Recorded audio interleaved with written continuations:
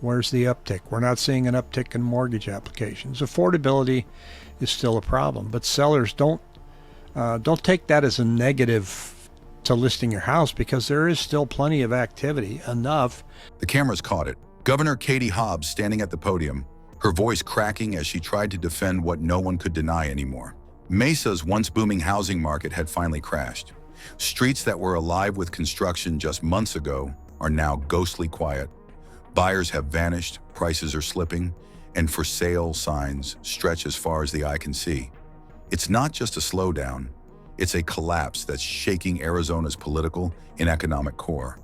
And as the governor struggles to calm the chaos, one question hangs heavy in the air. How do you fix a market that's already frozen solid? Mesa market under spotlight. Something strange is happening in Mesa, and you can feel it in the silence.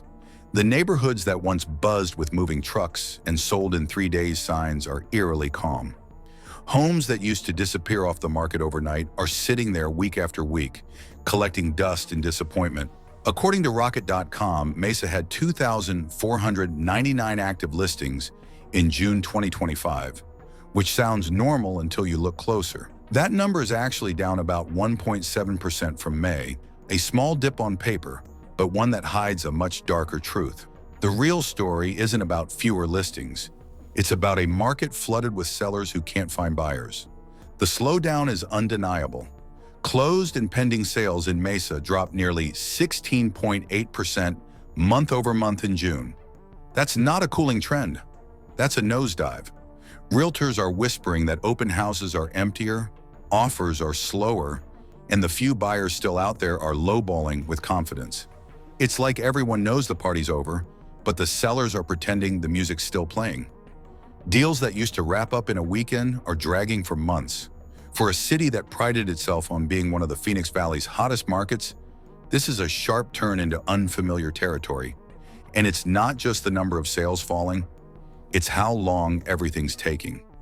Rocket.com reports that homes in Mesa are staying on the market significantly longer than they did last year. The average days on market has crept up to nearly 2 months, a dramatic change for an area that once had homes flying off the shelf. Real estate agents describe it as a confidence problem. Buyers are scared of overpaying, and sellers are terrified to admit prices have peaked. That tension has created a stalemate where homes just sit, waiting for reality to sink in. The price picture isn't much better. Mesa's median home price is essentially flat year over year, hovering around $450,000. But if you ask local agents, they'll tell you the truth. The real number is quietly sliding. According to the Home Buying Institute, Mesa actually saw a 1.8% decline in prices compared to last year. It might not sound like much, but when a market that once delivered double-digit annual gains suddenly stops growing, it feels like a crash in slow motion. The psychology has shifted. Sellers who used to boast about bidding wars are whispering about their second price cut. And those price cuts are becoming the new normal. Homes that once sold above asking are now fetching below it, sometimes far below. The sale-to-list ratio is dropping, giving buyers the upper hand for the first time in years. Negotiation has become the name of the game. Buyers are coming in 5% under asking for repairs, closing costs, even furniture, and getting it. Mesa's once invincible housing market has flipped. The sparkle of a can't-lose investment city has dulled, replaced by caution, calculation, and quiet panic. The truth is, Mesa's real estate boom was always running on adrenaline. Low interest rates, out-of-state investors, and blind optimism. That fuel's gone, and the cracks are showing. You can feel it in the tone of every listing call, every price reduction email, every motivated seller tagline. Mesa's no longer the market everyone's racing into. It's the one everyone's quietly trying to escape from before the crash becomes official. Why Mesa is more vulnerable than it looks. Mesa always rode the Phoenix wave, that steady stream of buyers priced out of the capital, looking for something cheaper just a few exits east. For years, it worked perfectly. Mesa became the affordable cousin, the place where families could still stretch a paycheck and get a backyard. But when Phoenix started cooling, Mesa didn't just slow down. It caught the chill twice as hard. That's because Mesa's growth wasn't built on deep economic roots. It was built on overflow. Once the flood of out-of-state buyers slowed, the city's housing market was left stranded, like a desert mirage fading under the sun. The affordability pitch that once drew everyone in is cracking. Mortgage rates hovering near 7% have made the cost of owning in Mesa almost as painful as buying in Phoenix. What used to be a $2,000 monthly payment in 2020 is now pushing close to $3,500 for the same home. A financial gut punch for families already juggling rising utility bills and groceries. Buyers are doing the math and realizing they just can't make it work. And that hesitation is deadly for a market that runs on momentum. Developers saw the boom and went all in. New subdivisions sprouted across East Mesa like wildflowers after a monsoon, except the rain stopped. Rows of nearly identical homes now sit unsold, while builders quietly slash prices or throw in free upgrades that smell more like desperation than generosity. Investors who once bragged about flipping homes in 60 days are suddenly ghosting their agents. The speculative buying frenzy that made Mesa's prices soar has flipped into a liquidation scramble. When homes become commodities instead of communities, the collapse always comes faster. What makes Mesa's situation worse is how quickly the city's economic promise has softened. Job growth has slowed in key industries like construction, logistics, and retail, the very sectors that kept local demand alive. As fewer people move for work, demand for new housing dries up. Meanwhile, those who already bought at peak prices are trapped. They can't sell without taking a loss, and refinancing is a fantasy with current interest rates. You can almost feel the tension building. Homeowners staring at price charts, wondering if they made the worst financial decision of their lives. Even the psychology of the market has flipped. For years, buyers were told, if you wait, you'll pay more later. That's no longer true, and everyone knows it. The fear of missing out has turned into the fear of buying too soon. Real estate agents who once fielded 5 offers a day are chasing callbacks. Homeowners who laughed off lowball offers last year are suddenly returning those calls, hoping the buyer is still interested. Mesa isn't just cooling, it's reeling. The scary part? This vulnerability isn't just local, it's systemic. Mesa's downturn could be the spark that spreads across Arizona's suburban belt. If a city once considered recession-proof is now cracking this badly, it raises the question everyone's whispering but afraid to say out loud.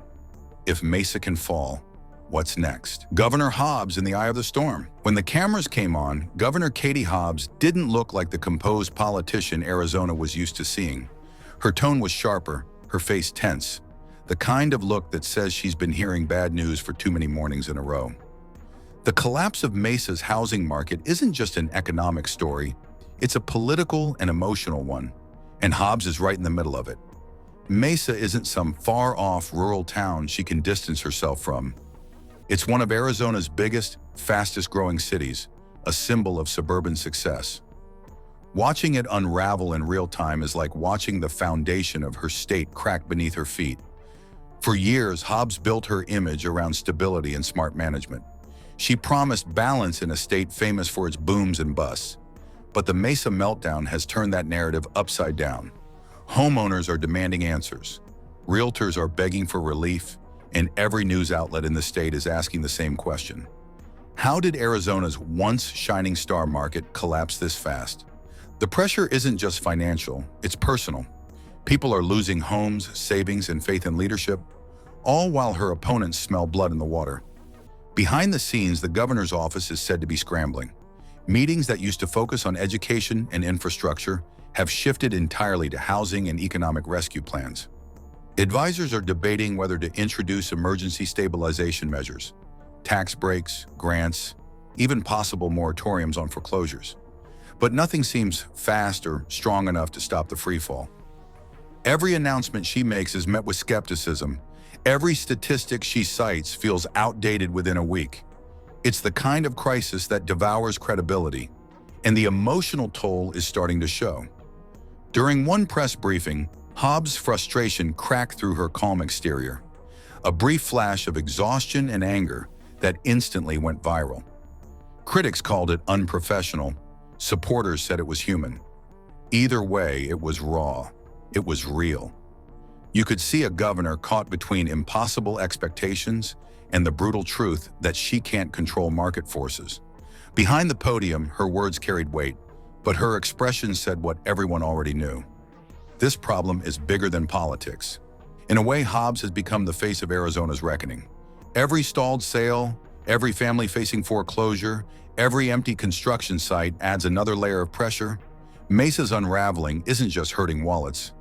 It's shaking confidence in the state's entire growth model. For decades, Arizona sold itself as the land of opportunity, where sunshine and open land guaranteed prosperity.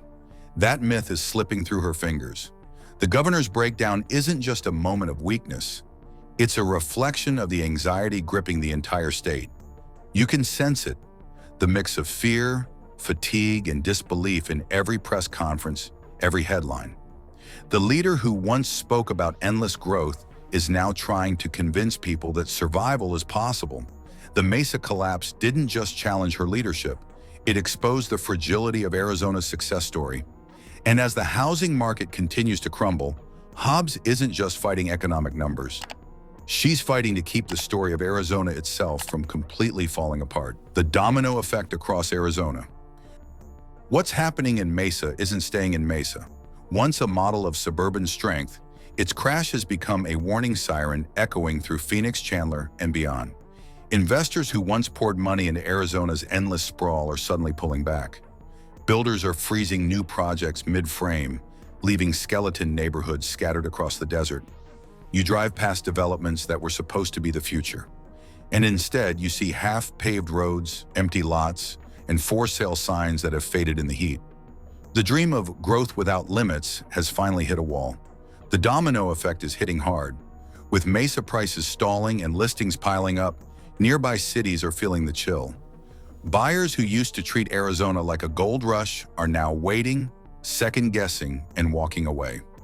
Local lenders are tightening credit, wary of another foreclosure wave.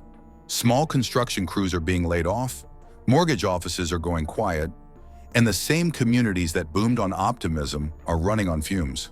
The energy that once defined Arizona's rise, that unstoppable confidence, has drained out of the market. Governor Hobbs is facing a problem far bigger than one city's housing slump. Mesa's unraveling is triggering fear statewide, and that fear is contagious. Once buyers lose confidence, it spreads like wildfire. Families who were about to upgrade decide to stay put. Retirees delay moving south. Investors who once bragged about Arizona's returns are unloading properties before prices drop further. Every cautious decision feeds the slowdown, and the slowdown feeds the panic. It's the kind of chain reaction no press conference can stop. Behind the headlines, the impact on ordinary people is devastating. Realtors who used to close multiple deals a month are now barely hanging on. Young couples who stretch their savings to buy in Mesa are watching their home values fall below what they owe. Rental investors, caught between rising maintenance costs and stagnant rent prices, are bailing out. It's the quiet suffering that doesn't make front-page news. The family forced to sell at a loss. The small business closing because fewer people are moving in. For Hobbs, this is more than an economic setback. It's a political storm that won't let up. Every stalled sale is a reminder of promises made and dreams deferred. Arizona's entire identity has been built around growth. Fast, bold, unstoppable. To see that image crumble so publicly feels like a collective betrayal. People are angry, scared, and searching for someone to blame. Mesa may have been the first domino to fall, but it won't be the last. The signs are all there. Rising inventories, falling prices, and that eerie sense of déjà vu from the 2008 crash. The same optimism that fueled the boom has turned into doubt, and that doubt is spreading across the map. The state that once symbolized opportunity is being forced to confront a harsher truth.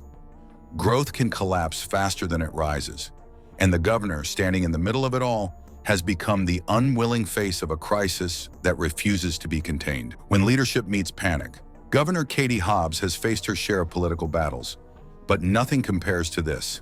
Standing under the glare of the cameras as reporters fired off questions about collapsing home prices, vanishing buyers, and frightened families, She looked less like a confident leader and more like someone cornered by forces she couldn't control. Mesa's housing crash wasn't just another policy issue. It was personal. It was emotional. And when her voice cracked mid-sentence, the world saw what no governor ever wants to show: fear. Behind closed doors, insiders say Hobbs has been scrambling to contain the fallout. Emergency meetings with housing officials, tense calls with mayors, and late-night strategy sessions with economic advisors. But no one seems to have a real answer. The data is merciless. Listings are up, prices are down, and investor confidence is evaporating.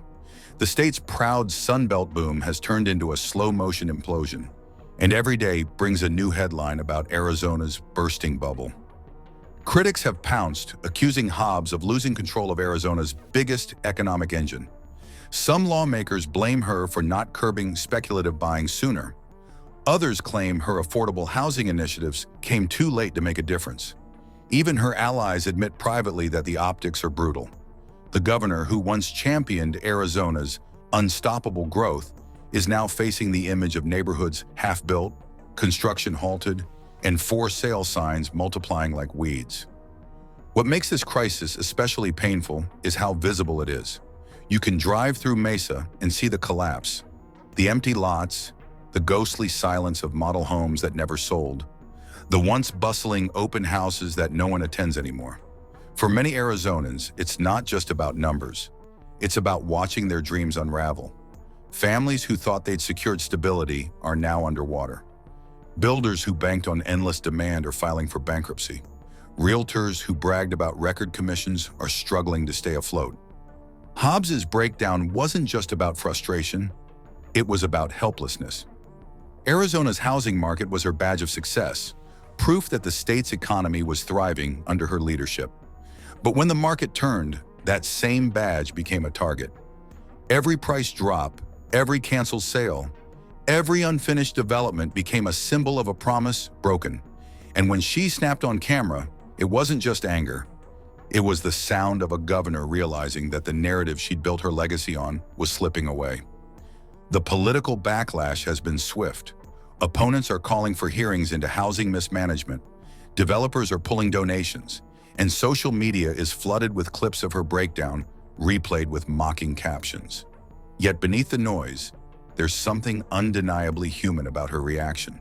Because for once, the polished facade cracked. And what came through was raw emotion, shared by thousands of Arizonans facing the same uncertainty. In the end, Hobbs's breakdown has become more than a viral moment. It's a mirror reflecting the chaos sweeping across Mesa and beyond. A state that believed it could grow forever, now realizing that even the desert has limits. Mesa's mirage of prosperity comes crashing down. For years, Mesa was the city everyone pointed to as proof that Arizona's real estate magic would never fade. The billboards promised affordable luxury under the desert sun.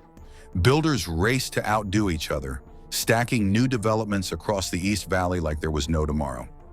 Investors swooped in from California, Texas, even Canada, betting big on the dream that Mesa's prices would only ever go one way: up. But that dream has cracked wide open. The so-called miracle market has turned into a slow-motion wreck, and the numbers behind it are chilling. You can feel the desperation in the air. Realtors who once bragged about selling 3 homes a week now scroll through their phones in empty open houses. Streets once buzzing with construction crews have gone quiet. Half-finished homes sitting under the blazing sun, waiting for buyers who never come. The supply ballooned faster than anyone expected, and suddenly Mesa's confidence evaporated. The very same neighborhoods that sold out in hours just a year ago are drowning in price-reduced signs. Buyers have vanished, and the ones still shopping know they hold all the cards. They're walking into negotiations like sharks who smell blood in the water. Sellers, terrified of being the last one holding the bag, are slashing prices, offering upgrades, paying closing costs, anything to make a deal. The once proud phrase, "selling above list price," has vanished from the conversation. Mesa's housing market, once a seller's paradise, is officially frozen solid. Behind the scenes, city officials are in panic mode. Local banks have tightened lending, builders have paused new projects, and developers are quietly canceling entire subdivisions before the first foundation is even poured. Mortgage brokers whisper that loan applications have dropped off a cliff. Even the construction suppliers, from flooring companies to landscaping firms, are cutting staff. The ripple effect is hitting every corner of the local economy, and Mesa, once the golden child of Arizona real estate, is suddenly looking fragile. The media calls it a market correction, but that's just a polite way of saying crash in progress. Homeowners who bought at peak prices are staring at Zillow estimates that drop every week. Families who stretch their budgets to chase the dream of homeownership are watching that dream turn into a burden. You can almost hear the collective anxiety. People whispering about whether they should sell before things get worse or wait and hope the storm passes. Mesa's crash isn't just about numbers, it's about misplaced faith. The city believed it could defy gravity. That endless growth was a guarantee, but like every boomtown before it, the fall came fast. The once unstoppable market is a cautionary tale for every Sunbelt city still chasing the high. Because in the end, the same heat that drew people to Arizona is now burning through its real estate dreams. And Mesa is standing in the ashes, wondering how it all went so wrong.